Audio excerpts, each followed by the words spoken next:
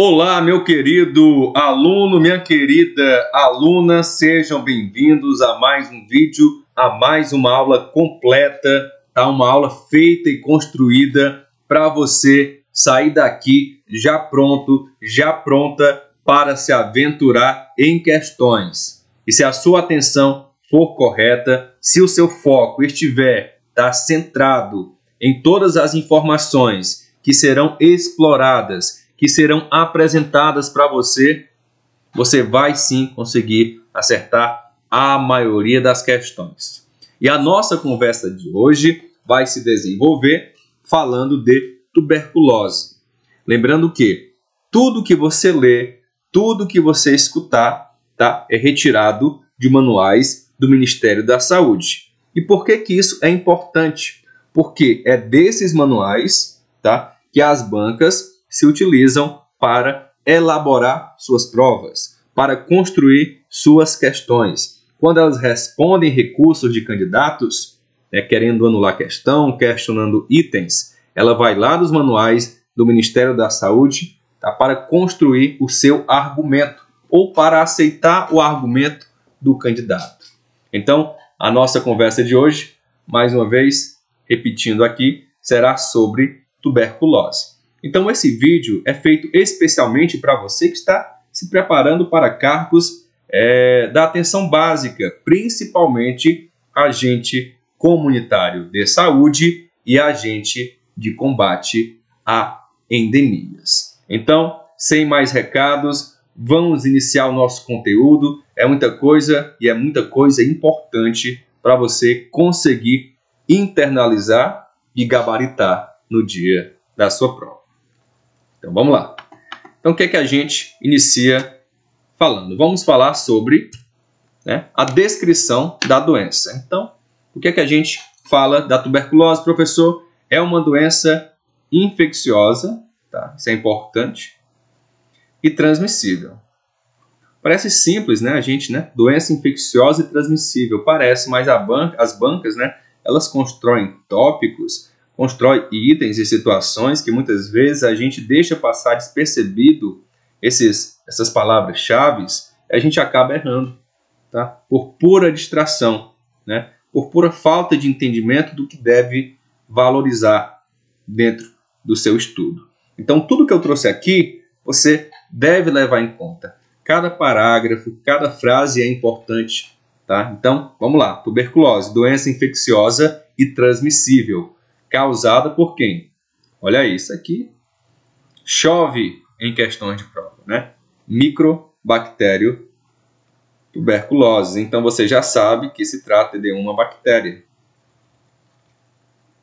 E por que isso é importante? As questões, do tipo, qual o tipo de agente causador da tuberculose? Vai ter lá vírus, fungo, parasita, bactéria, protozoário, esse tipo de situação. Então, vamos lá. Bactéria, Mycobacterium tuberculosis, que afeta prioritariamente, ok? Não é exclusivamente. As bancas adoram trocar aqui o prioritariamente por exclusivamente. Prioritariamente, a bactéria da tuberculose, ela ataca os pulmões, embora possa acometer outros órgãos e sistemas, que é a tuberculose extrapulmonar. Mas eu não vou adiantar isso, porque a gente vai chegar lá ainda nesse vídeo. Tá bom? Então, vamos lá. Professor, o que é que eu devo valorizar da descrição que você acabou de apresentar? Vamos lá. Doença infecciosa e transmissível. Quem causa a tuberculose? Mycobacterium tuberculose. Ela afeta somente os pulmões? Não, mas prioritariamente é lá que ela age, é lá que ela se aloja no organismo. Agente etiológico. A tuberculose pode ser causada por qualquer uma das 7 espécies que integram o complexo Mycobacterium tuberculosis. Então, a banca pode sim, se for mais detalhista, cobrar a quantidade de bactérias que fazem parte desse universo, que é responsável pela tuberculose. Então, temos o Microbacterium tuberculosis, temos o Bovis, africano, canete, microte, pinnipede, caprae. Entretanto, do ponto de vista sanitário, ok, a espécie mais importante é a Mycobacterium tuberculosis. Então, professor, eu tenho que de fato memorizar todas essas informações, como eu não canso de falar. Você tem que dar o seu melhor. Tá? Você tem sempre que esperar a prova mais difícil do mundo. Porque no dia que você estiver lá, sentadinho, um candidato disputando a mesma vaga que você, não importa o nível da prova. Ela não é só a mais importante para você, ela também vai ser a mais difícil naquele dia. Muitas vezes por conta do nervosismo de toda a situação envolvida, tá, em uma prova. Então vamos lá, cobre-se bastante, tá? Se esforce o dobro, o triplo, para que o seu candidato não acompanhe o seu ritmo. Então vamos lá. São 7 espécies que integram nesse universo aí dos agentes etiológicos da tuberculose. Microbactério tuberculosis, tem o bovis, africano, canete, microte, pinnipede e caprae. Mas do ponto de vista sanitário, o mais importante é o Mycobacterium tuberculosis. Professor, quem é o reservatório da tuberculose? O principal reservatório, tá, não é o único, é o ser humano. Outros possíveis reservatórios são o gado bovino, primatas e outros mamíferos. Mas o principal reservatório, tá, é o ser humano. Então, o ser humano, ele é o quê? Ele é o principal reservatório da bactéria da tuberculose. Então, vamos lá, caminhar, continuar a nossa jornada, falando agora do modo de transmissão. Modo de transmissão da tuberculose. Lembrando que se você não está acompanhando o ritmo, é muita coisa para você, você pausa, lê no seu tempo, tá? Da maneira que você achar melhor para o seu entendimento. Depois volta no vídeo, lê mais uma vez, tá? Que é para não ficar com dúvidas desnecessárias. A tuberculose é uma doença de transmissão aérea. Como assim, professor? Transmissão aérea. Ela ocorre a partir da inalação de aerosóis oriundos das vias aéreas, expelidos pela tosse, pelo espirro ou pela fala de pessoas com tuberculose pulmonar ou laríngea. Professor, vamos lá. Quer dizer que a transmissão da tuberculose é de forma aérea? Sim, não esqueça. Tuberculose, modo de transmissão, forma aérea. A partir da inalação de aerosóis, tá? Que ocorrem pela tosse, pelo espirro, pela fala das pessoas com a tuberculose pulmonar e a laríngea. Tá? São somente essas duas, pulmonar e laríngea. Somente pessoas com essas formas de tuberculose ativa, tá? Ainda tem que estar ativa. Se está latente, tá? Se não é ativa, ela não transmite. Mas somente essas pessoas com a TB pulmonar e a TB laríngea é que transmitem a doença. Professor, são muitos detalhes, então é no detalhe que você tem que jogar a sua atenção. Os bacilos, tá? Que se depositam em roupas, lençóis, copos ou outros objetos dificilmente se dispersam em aerossóis e, por isso, não desempenham um papel importante na transmissão da doença. Em um concurso que eu acabei prestando, tá? Uma semana atrás, uma semana antes do momento que eu estou gravando este vídeo, tinha um item lá que falava o seguinte, né? Os bacilos que se depositam em roupas, lençóis, copos e outros objetos, tá? Não desempenham um papel importante na transmissão da doença. Então você vê claramente que o item que caiu na prova que eu prestei, o concurso, tá? Ele foi retirado, Ctrl+C, Ctrl+V, do mesmo manual, tá? Que foi retirado para a construção dessa aula. Por isso eu digo, você está estudando por uma fonte confiável. Essa aula aqui é completa. Eu prometo para você que é muito provável que seja a aula mais completa que você vai encontrar aqui no YouTube. Então vamos lá. E só para dar um recado aí, o concurso que eu prestei foi aqui na minha cidade, na zona norte do estado do Ceará, cidade de Granja, tá bom? fica próximo à Jijoca de Jericoacoara, é conhecida internacionalmente, né? Foi para agente comunitário de saúde. Uma vaga somente e, graças a Deus e também fruto do meu esforço, eu consegui essa única vaga de agente de saúde aqui na minha região. Atualmente eu sou professor concursado, né? E é grande a possibilidade de eu sair da área da educação por um tempo, né? Pelo menos da educação presencial. Vou continuar aqui sendo professor no YouTube, né? Mas vou aí, se Deus quiser, também agora dar passos na área da saúde. Vamos lá, continuar a nossa caminhada. Falando agora da transmissibilidade da tuberculose. A transmissão pode ocorrer enquanto a pessoa estiver eliminando bacilos. A banca pode querer confundir você, mas não, é somente quando a pessoa estiver eliminando bacilos. Esse período de eliminação do bacilo pode ser identificado pelo exame de baciloscopia, né? Baciloscopia positiva, ou pelo teste rápido molecular para tuberculose, chamado de TRM-TB. Então, professor, como é que eu posso identificar essa eliminação do bacilo da tuberculose? Vamos lá. Pelo exame de baciloscopia ou pelo teste rápido molecular, chamado de TRM-TB. Com o início do esquema terapêutico adequado, a transmissão tende a diminuir gradativamente, geralmente após 15 dias de tratamento. Ela encontra-se muito reduzida.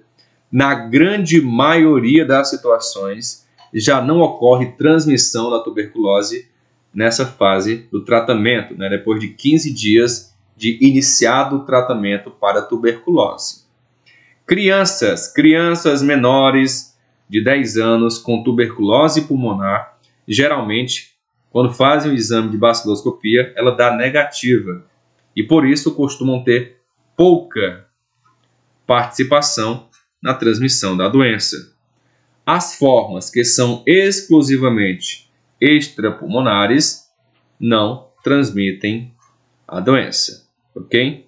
Então, forma extrapulmonar de tuberculose, ela não transmite a doença. Não caia, tá, em pegadinha da banca, só porque ela mudou uma palavrinha aqui, mudou ali, você não vai pisar na bola. Você tem que estudar, tá, mais de uma vez esse conteúdo, ler e reler, assistir, né, de outras fontes também, para você ter confiança. Muitas vezes a falta de confiança faz com que a gente perca alguma questão.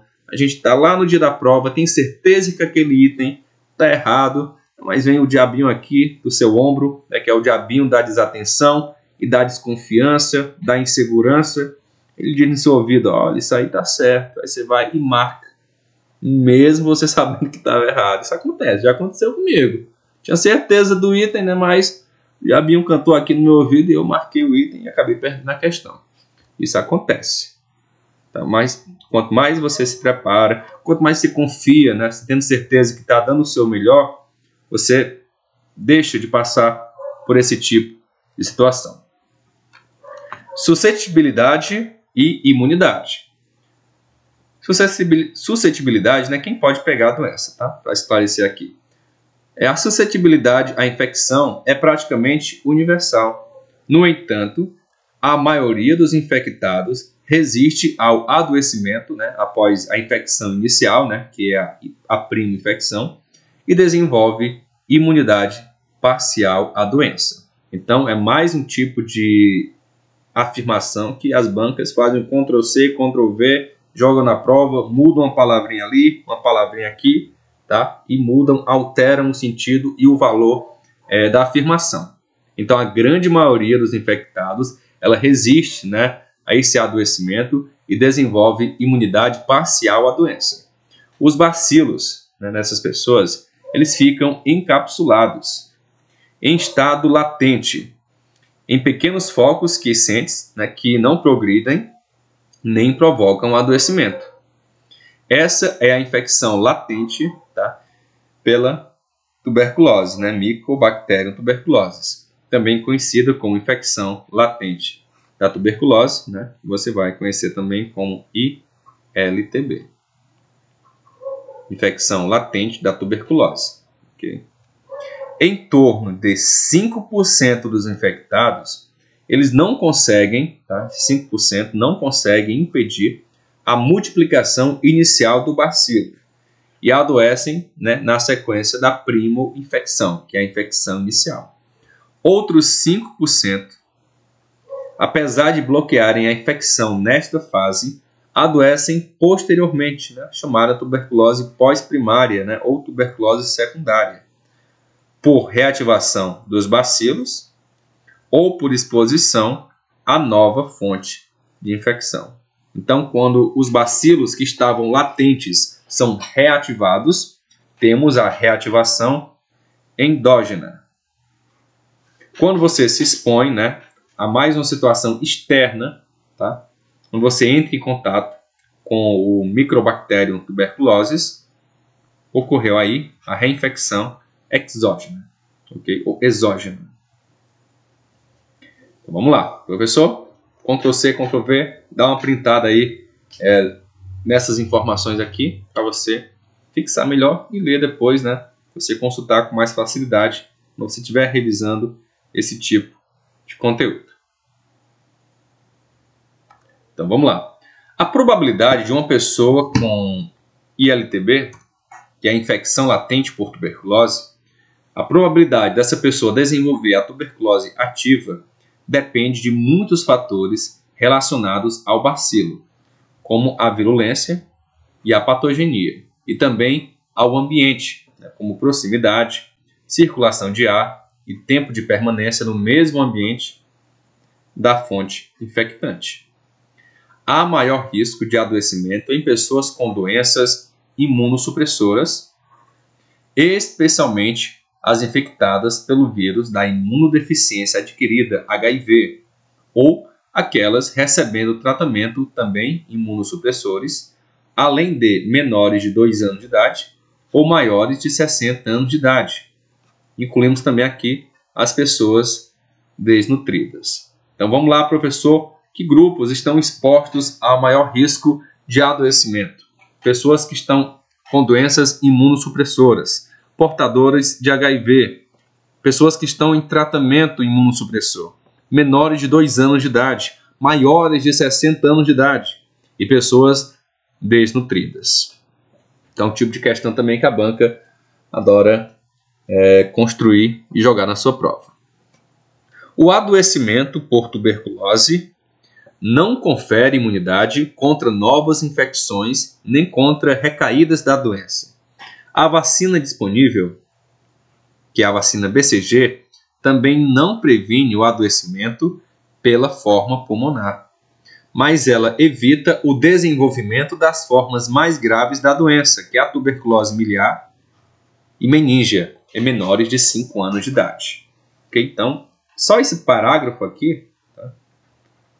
Destaco bastante esse parágrafo, pequenininho, mas cheio de possibilidades, né? A banca pode perguntar: qual vacina está disponível para prevenir a tuberculose? Vacina BCG. Ela previne todas as formas de tuberculose? Não. Tá? Previne a forma pulmonar? Não. Ela previne as formas mais graves, as que têm maior probabilidade de desenvolverem-se para óbito, né? Que tuberculose são essas, professor?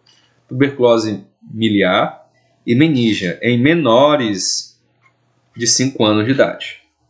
Ok? Então, dá uma printada também nesse slide aí e bola para frente, né? A intenção aqui é não deixar a aula tão longa, não tão cansativa. Lembrando que é uma aula sem recortes, eu não edito, tá? Qualquer pisada na bola que ocorrer aqui, qualquer momento de, gaguejar, errar uma palavra, dar aquele branco, esquecer o comentário, e fica aqui. Tá? Não tem segredo, não tem edição, é quase que um ao vivo, basicamente. Tá bom? Não edito absolutamente nada, né? Como foi gravado é como você está assistindo, sem nenhuma edição.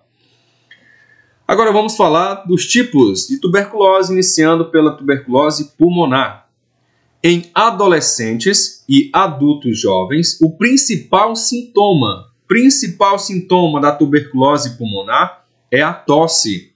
A pessoa que apresenta tosse com duração de 3 semanas ou mais, acompanhada ou não de outros sinais e de sintomas sugestivos de tuberculose, deve ser investigada para a tuberculose por meio de exames bacteriológicos. Professor, que sintomas sugestivos são esses? Que sintomas sugestivos são esses de tuberculose, professor?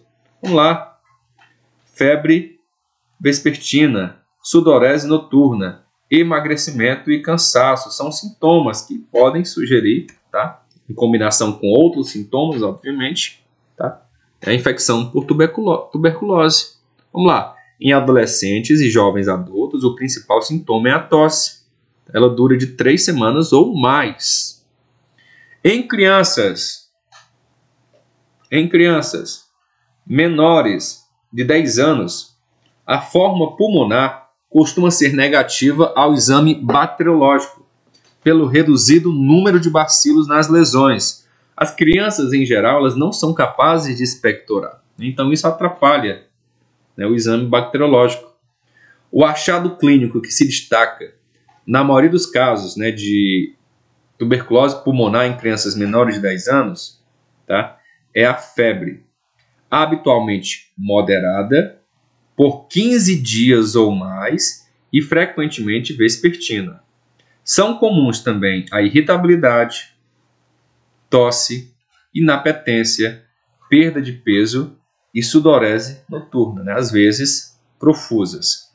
Há predomínio da localização pulmonar sobre as localizações extrapulmonares. Então, em crianças menores de 10 anos é muito mais comum, tá? Forma pulmonar.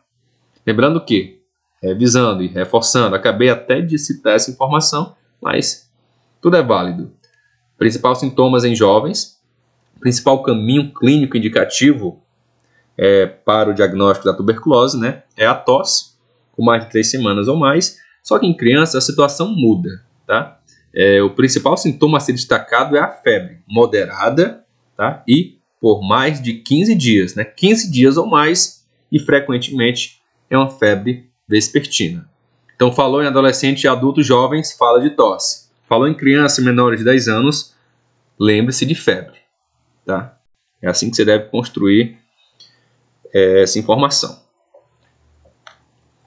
Temos também, né, além da tuberculose pulmonar, a tuberculose extrapulmonar.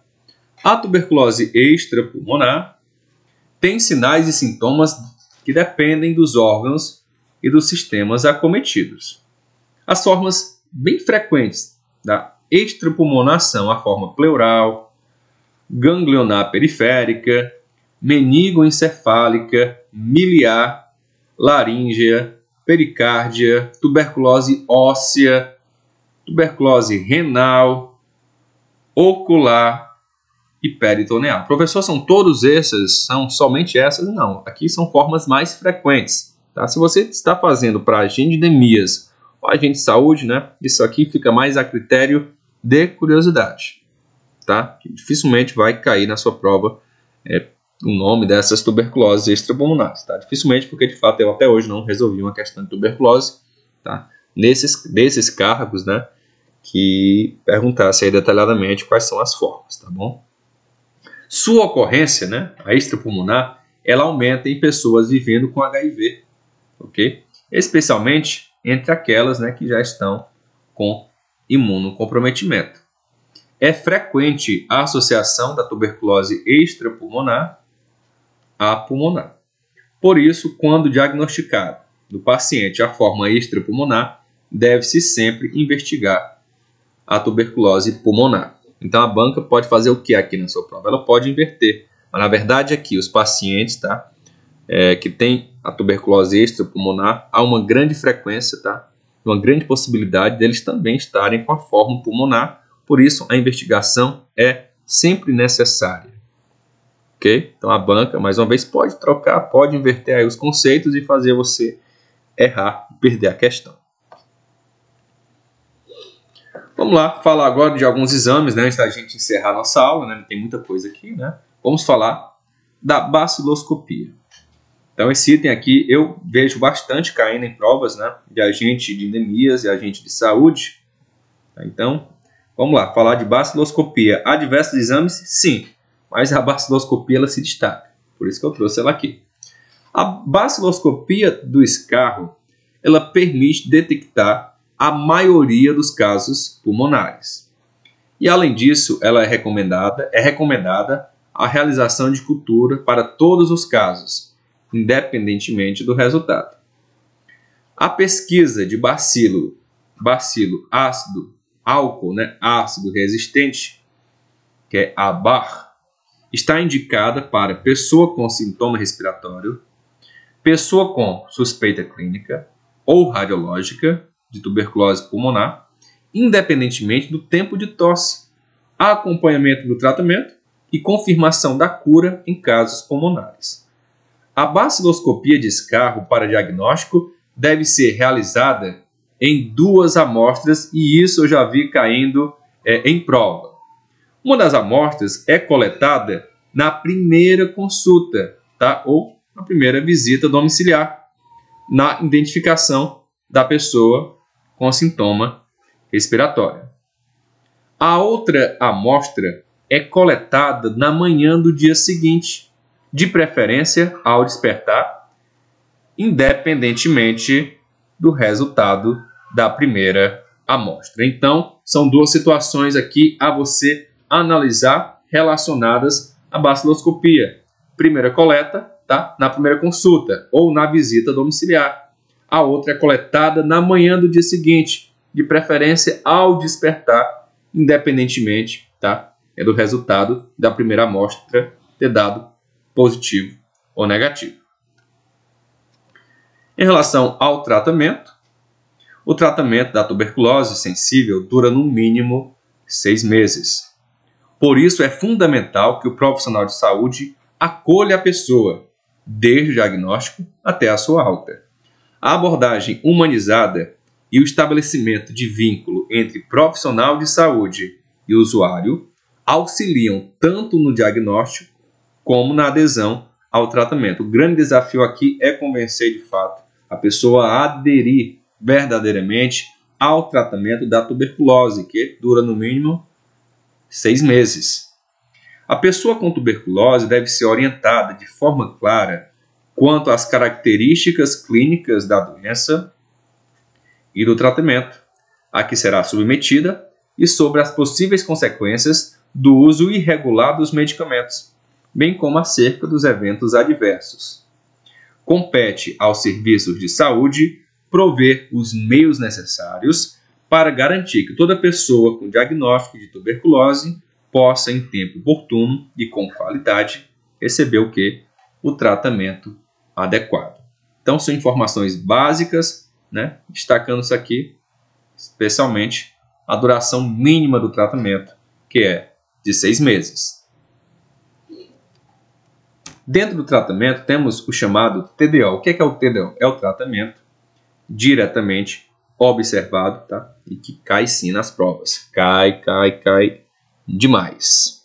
O TDO é uma estratégia recomendada para todas as pessoas com diagnóstico de tuberculose. Define-se, né, o tratamento diretamente observado como a ingestão diária dos medicamentos, né, pela pessoa em tratamento, sob a observação direta de um profissional de saúde. A pessoa está lá, vai tomar o remédio na frente do profissional, está ocorrendo aqui o TDO. O TDO deve ser realizado diariamente, né, de segunda a sexta-feira, ou excepcionalmente 3 vezes na semana durante todo o tratamento. 24 doses na fase intensiva e 48 doses na fase de manutenção. O local e o horário devem ser acordados entre a pessoa e a equipe de saúde. Os medicamentos deverão ser ingeridos preferencialmente, tá? E não obrigatoriamente, em jejum, uma vez ao dia, inclusive nos finais de semana e feriado. O TDO deve ser realizado por profissionais de saúde ou outros profissionais capacitados, quando supervisionados, obviamente, por profissionais de saúde. A supervisão realizada por amigos ou alguém da família não será considerada como TDO para o SINAM, que é o Sistema de Informação de Agravos de Notificação. Então, é um slide só, porém com muita informação, com muito detalhe, que você vai ter que ler e reler mais de uma vez para melhorar a internalização de todas essas informações, tá? E as bancas adoram elaborar questões, elaborar itens para você julgar como verdadeiro e falso relacionado ao TDO. Então, não vamos pisar na bola, não vamos ignorar esse tópico de tuberculose. Aí vamos valorizar todo o conteúdo relacionado ao nosso edital. Okay? Não vamos achar, isso não vai cair, aquilo não vai cair, porque pode cair. Então se prepare para uma prova difícil. Okay? Se prepare para uma prova complicada. Sempre tenha esse pensamento que você vai estar no caminho certo. Meio caminho andado para o sucesso. Então, para encerrar nossa aula, falando aqui da vacinação, né, a imunização, a vacina BCG, utilizada no Brasil, né, para a imunização, ela é preparada por bacilos vivos atenuados, a partir de cepas, olha aí, da Mycobacterium bovis. Então, BCG não é elaborada com a Mycobacterium tuberculose, e sim com a bovis. E apresenta eficácia em torno de 75%, contra as formas mais graves, né, que é a miliar e a menígena da tuberculose, em indivíduos não infectados pelo Mycobacterium tuberculosis. No entanto, esta proteção pode variar conforme a prevalência dos agravos e a resposta de cada indivíduo. A BCG é prioritariamente indicada para crianças de 0 a 4 anos, 11 meses e 29 dias, né? Ou seja, que não tenha 5 anos completos. Recém-nascidos com peso maior ou igual a 2 kg devem ser vacinados o mais precocemente possível, de preferência na maternidade, logo após o nascimento. Ok? Vamos lá, né? Ainda falando de imunização, de maneira bem rápida aqui. Recomenda-se o adiamento da vacinação nas situações listadas a seguir. Então, aqui é adiamento. Recém-nascidos, contatos de pessoas com baciloscopia positiva, tá? Deverão ser vacinados somente depois do tratamento da tuberculose ou da quimioprofilaxia primária. Okay? Então, recém-nascido, ele está em contato, né, com a pessoa que deu positivo para tuberculose, então ele só pode ser vacinado depois do tratamento ou dos medicamentos de prevenção, né, que é a quimioprofilaxia, tá, a depender da situação.